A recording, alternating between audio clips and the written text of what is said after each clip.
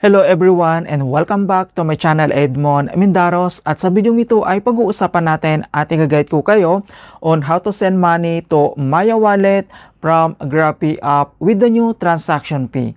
So, nasubukan mo na ba mag-send ng money or mag-transfer ng fund dito lang sa ating Maya Wallet gamit lang yung ating GrabPay app? So, ang maganda dito ay nabago na yung kanyang transaction fee. So, dito naman kailangan natin i-confirm kung talagang may changes na. Kaya kung hindi mo kabisado kung paano yan gawin, then stay tuned ka lang at start na natin. So, ang next step ay kailangan mo lang mag-login or i-open mo lang dito ang yung GrabPay app and then i-click mo lang.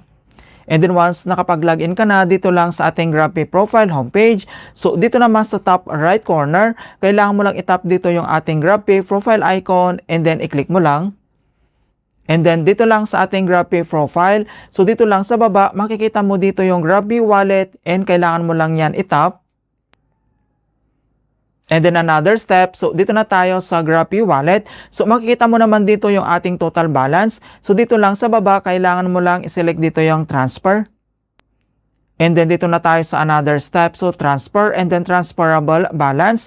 And then dito naman sa baba, makikita mo dito yung transfer to. Kailangan mo lang i-select dito yung another bank account or e-wallet.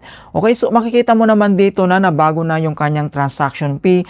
So before 15 pesos ito, pero ngayon ay naging 10 pesos na lang. So mas bumaba ng konti dito. And then next step, kailangan mo lang itong i-select. And then another step, dito na tayo sa choose a recipient and kailangan mo lang i-select dito yung e-wallet and then dito naman sa right corner, i-click mo lang. And then dito na tayo sa pag-enter o pag-add ng new recipient. So kailangan mo lang itong i-tap dito lang sa baba niya.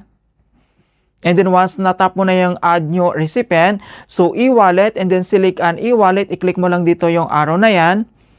And then dito na tayo sa select an e-wallet. So kailangan lang natin i-locate dito yung ating Maya Wallet. And then dito naman sa baba, mag-scroll down ka lang or dito naman sa select bank account name or pwede mo naman itong i-search. Pero dito naman sa baba ay madali lang itong makita. So makita mo dito yung Maya and then kailangan mo lang itong i-select. And another step, so makita mo naman dito na e-wallet. So na-select na natin dito yung Maya. So recipient e-wallet phone number. So dito naman kapag Maya Wallet yung kailangan natin tap upan, yung mobile number na registered ng recipient yung kailangan natin itong i-enter. Kapag Maya savings account number naman, yung account number yung kailangan natin itong i-enter. So separate po yan. Okay, so dito naman sa box, kailangan lang natin enter dito yung registered na recipient na Maya Wallet and then enter lang natin. At once na-enter mo na dito yung recipient na 11-digit na mobile number na registered sa Maya Wallet. So dito na tayo sa pag-enter ng recipient name. So dito naman sa pag-enter ng recipient name, so first name and then last name. So either capital letters man yan or small letters. Pwede po yan basta tama yung details and then fill out lang natin. At once na-enter mo na dito yung full name ng recipient, so kailangan mo lang i-double check yung phone number and then yung account name.